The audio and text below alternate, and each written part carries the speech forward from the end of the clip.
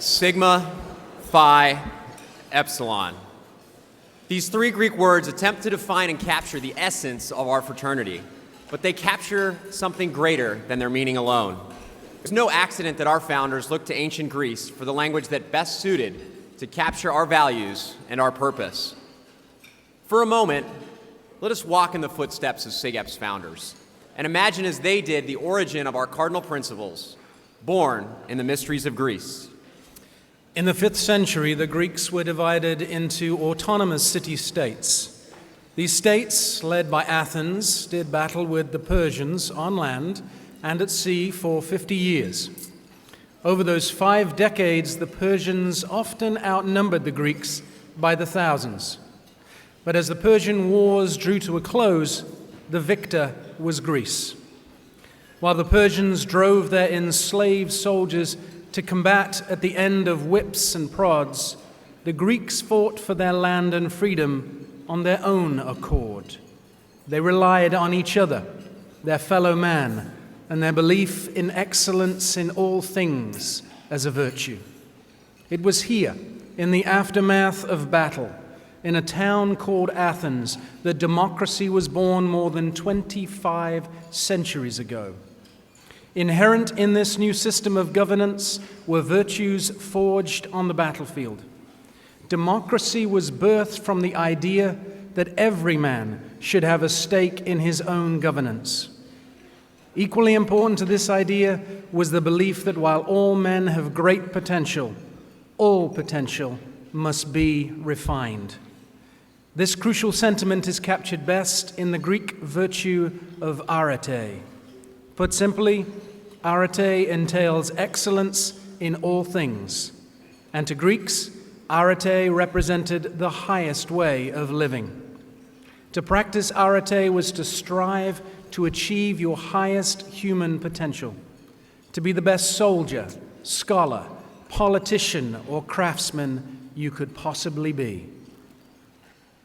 Dr. Darren Middleton is professor of theology and literature at Texas Christian University. As you can tell from the accent, he's originally from England. Yes, he is widely published, received significant acclaim in his field, and guided our Texas Gamma chapter as faculty fellow.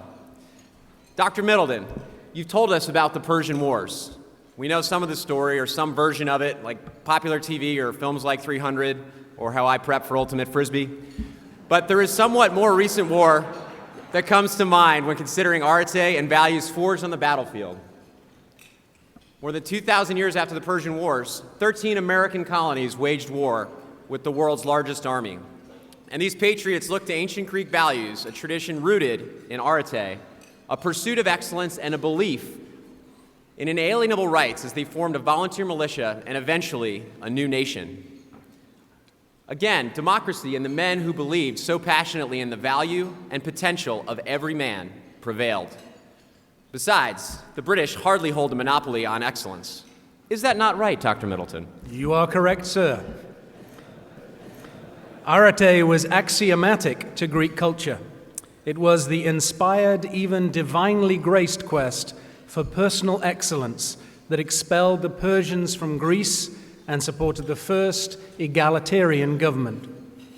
Arete was truly the beating heart of ancient Greece, and ensuring that Greeks continued to demonstrate areté was vital to the continuation of the golden age of Athenian democracy. Practicing the virtue of areté began at youth with education of the mind and body.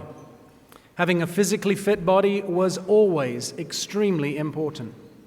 Rigorous training in the gymnasium was seen as necessary for improving one's appearance, preparation for war, and good health at an old age. It was in Athens that secondary education of the intellect became prominent. Athenians believed that while physical strength was important, it would diminish over time, and that education should be used to develop the whole man, including his intellectual mind. Sound mind and body, incontrovertible features of a highly effective person. Freed from British rule, the 18th century's newest democracy needed a new system of education. Once more, our nation's founders looked to ancient Greece. And in ancient Greece, they found academic inquiry, mentorship, and debate. They modeled their universities in this manner. As soon as the American college system was born, so too was born the American college fraternity. Like its alma mater, the fraternity chose ancient Greece, her values, her rituals, as its model.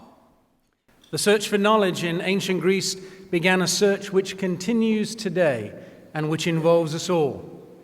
Today, as in the days of Plato's Academy or Aristotle's Lyceum, we believe that education fosters the insights and values of young men. We know that the environment in which this education is provided is critical to the flourishing of the mind and body.